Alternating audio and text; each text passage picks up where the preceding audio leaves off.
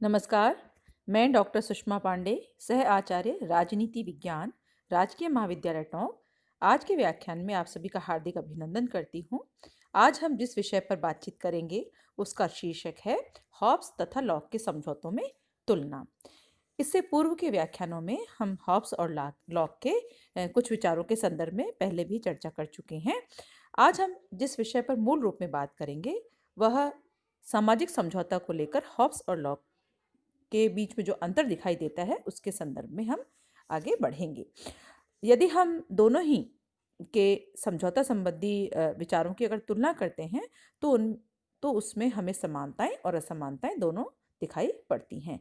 और यह बात भी सत्य है कि दोनों ही समझौतावादी विचारक हैं, लेकिन समझौते के रूप को लेकर, समझौते की स्थितियों को लेकर दोनों में काफ़ी अंतर दिखाई देता है। लेकिन हम इससे पहले कि अंतर पर विचार करें, पहले ज़रूरी है कि हम हॉब्स और लॉक के समझौतों में तुलना जब आरंभ कर रहे हैं तो पहले हम समानता से उसकी बात करें। हॉब्स और लॉक के समझौतों में जो तुलना हमें करने पर जो हमें समानता दिखाई पड़ती है, उसे हम कुछ इस इन बिंदुओं के साथ उसकी चर्चा कर सकते हैं, जिसमें पहली बात आती है कि हॉब्स और लॉक के समझौतों की जो समझौते हैं वो दोनों ही सामाजिक हैं। और दूसरी बात कि दोनों के ही समझौतों में सरकार भाग नहीं लेती, बल्कि दोनों के ही जो समझौते हैं वह एक तरह से किसके मध्य होते हैं, लोगों के बीच, मनुष्यों के बीच, जिसमें सरकार की कोई भूमिका नहीं होती है।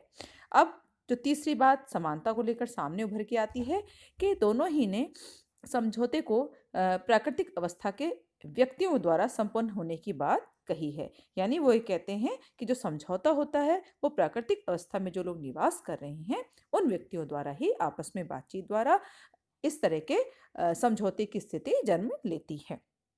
और जो आखिरी बात जो समानता के साथ जुड़ी हुई है, उसके आधार पर हम कह सकते हैं कि दोनों के ही समझौता सिद्धांतों में राजा के दैवीय अधिकार की जो धारणा है उसका पूर्णतः खंडन किया गया है।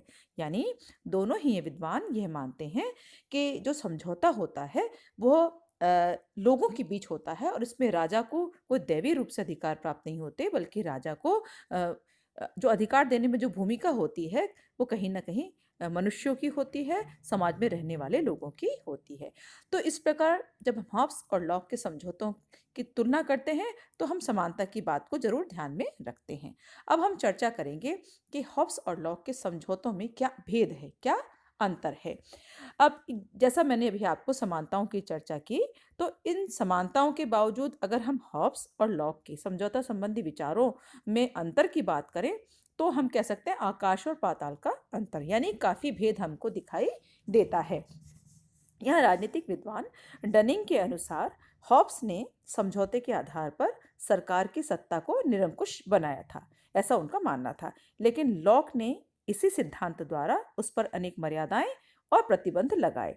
तो इस प्रकार जो समझौतों की जो स्थिति है, जो समझौतों का स्वरूप है, उसमें उनके आधार पर दोनों ही समझौतों में कुछ अंतर नजर आता है। दोनों के बीच एक भेद दिखाई देता है जो कि बिंदुवार, यानी हम अगर बिंदुओं के आधार पर चर्चा करें तो हम इसको इस प्रकार से स्पष्ट कर सकते हैं।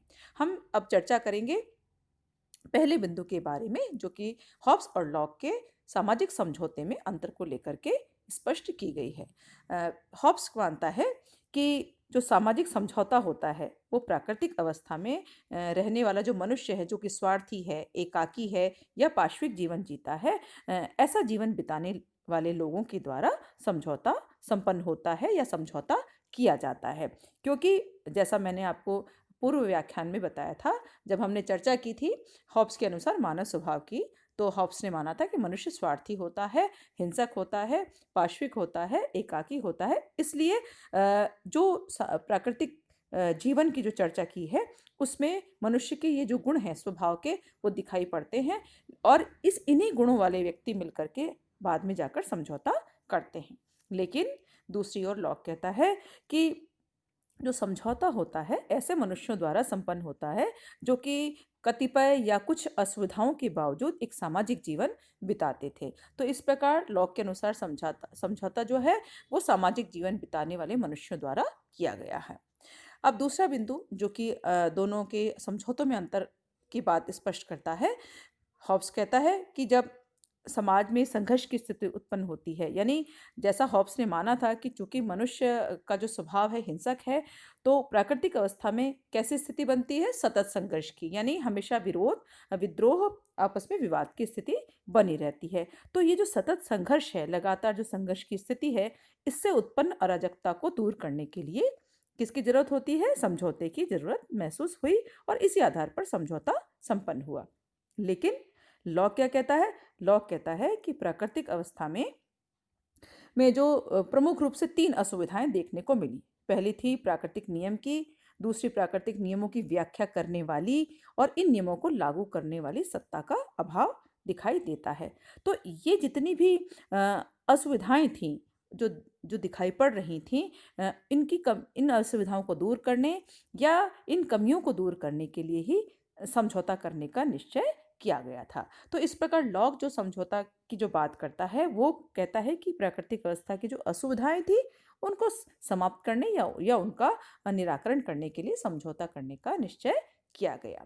तीसरी बात जो दोनों के समझौतों के अंतर में आती है कि हॉब्स के अनुसार राज्य का जो निर्माण है, करने के लिए एक समझौता होता है। लेकिन लॉक कहता है नहीं, समझौता जो होता है 2 प्रकार के समझौतों की बात उन्होंने कही है कि जो पहला जो समझौता है वो तो सामाजिक स्वरूप का है और दूसरा जो है वो है राजनीतिक। पहले समझौते द्वारा समाज की स्थापना हुई और दूसरे समझौते द्वारा सरकार की स्थापना हुई। तो इस प्रकार लॉक ने 2 समझौतों की बात की है, लेकिन हॉब्स ने केवल एक राज्य का निर्माण करने के लिए समझौते की बात स्वीकार की है। अगली बात जो दोनों के समझौतों में अंतर को लेकर सामने आती है, वो उसके अनुसार हॉब्स कहते हैं कि जो सामाजिक समझौते को एक ऐसी प्राकृतिक अवस्था पर आधारित माना है, जिसकी ऐतिहासिकता का कोई ठोस प्रमाण नहीं मिलता। अतः हॉब्स का जो समझौता है दार्शनिक है, ऐतिहासिक नहीं है। लेकिन दूसरी ओर लॉ क्या कहते हैं कि जो सामाजिक समझौता है, वो दार्शनिक होने के साथ-साथ ऐतिहासिक तथ्य के रूप में भी हमें सामने दिखाई पड़ता है। अब यहाँ इस संदर्भ में अगर हम लॉक के शब्दों में ही उनकी इस बात को स्पष्ट करना चाहें, तो लॉक कहते हैं कि जिन राज्यों की उत्पत्ति के ऐतिहासिक लेख प्राप्त हैं, उनसे समझौता सिद्धांत की पुष्टि होती है। और उन्होंने ये भी कहा है कि रोम, वेनिस और जो स्पार्टा के उदाहरणों से लॉक ने अपनी इन सिद्धांतों की पुष्टि भी की है। तो इस प्रकार हॉब्स और लॉक समझौते का जो आधार मानते हैं, वो दार्शनिकता और ऐतिहासिक तथ्यों के आधार पर भेद की स्थिति हमारे सामने रखते हैं। अगला बिंदु जो अंतर के लिए स्पष्ट किया गया है, उसके आधार पर हम कह सकते हैं कि समझौते जो हॉब्स ने जो बात की है, तो उनकी धारणा में समझौते की जो स्थिति है या समझौते की जो धारणा है, उसके द्वारा निरंकुश राजतंत्र का समर्थन किया गया था। यानी राजतंत्र की बात की गई, लेकिन उस पर किसी तरह के नियंत्रण की या वैधानिक मर्यादा की कोई चर्चा नहीं की गई। लेकिन लॉक कहते हैं कि जिस तरह का समझौता किया गया, वह एक प्रकार का सीमित या वैधानिक राजतंत्र था, जिसमें जनता द्वारा कहीं न कहीं सीमाएँ या मर्यादाएँ भी लगाई गई हैं। यानी दूसरे शब्दों में हम यूँ कह सकते हैं कि सीमित तथा वैधानिक राजतंत्र का समर्थन किया गया है, लेकिन अगर राजा कहीं भी अपनी मर्यादाओं या सीमाओं से परे कार्य करता है, तो जनता जो है, वो उस स्थिति में विरोध उत्पन्न कर सकती है। अगली बात जो हॉब्स कहते हैं कि हॉब्स का जो समझौता है, उसमें वह जनता की उपेक्षा करता है और संप्रभु का पक्ष लेता है। यानी उसके हिसाब से जनता उतनी महत्वपूर्ण नहीं है जितना संप्रभु है। यानी जो राजा है या जो राज्य है, उसकी स्थिति ज़्यादा महत्वपूर्ण होती है और चूंकि वही शासन चलाता है, इसलिए जनता की तुलना में वह ज़्यादा महत्वपूर्ण है। लेकिन लॉ क्या कहता है? लॉ कहता है कि उनके समझौते के अनुसार सबसे महत्वपूर्ण कौन है? जनता। यानी उन्होंने अपने समझौते में अधिकांशतः जनता का पक्ष लिया है और ये भी कहा है कि हालांकि इसमें सरकार शामिल नहीं होती, लेकिन लॉक ने उसे प्राकृतिक कानून और व्यक्तियों के प्राकृतिक अधिकारों से मर्यादित और नियंत्रित रखने का प्रयास किया है। यानी जिस तरह की समझौते की बात लॉक करते हैं, वो कहते हैं कि सरकार भले ही शामिल ना हो, लेकिन व्यक्तियों के जो प्राकृतिक अधिकार हैं या जो प्राकृतिक कानून हैं, उस पर उसके द्वारा सरकार पर नियंत्रण या मर्यादा रखने की बात उन्होंने स्वीकार की है। अब जो अंतिम बात हॉब्स और लॉक के समझौतों में हमें देखने को मिलती है, उसके अनुसार हॉब्स कहते हैं कि जो सामाजिक समझौता है वो प्राकृतिक कानून का अंत करके नागरिक विधि की स्थिति को जन्म देता है या नागरिक विधि की व्यवस्था को जन्म देता है।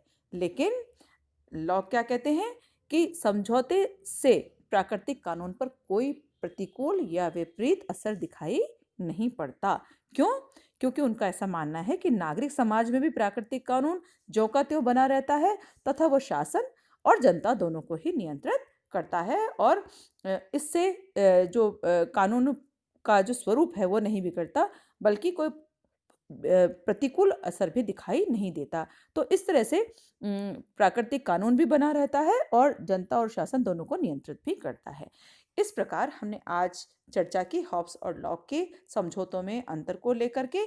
अगले व्याख्यान में हम आपसे एक नए विचार, एक नए बिंदु के साथ बातचीत करेंगे। तब तक के लिए आप सभी का बहुत बहुत धन्यवाद।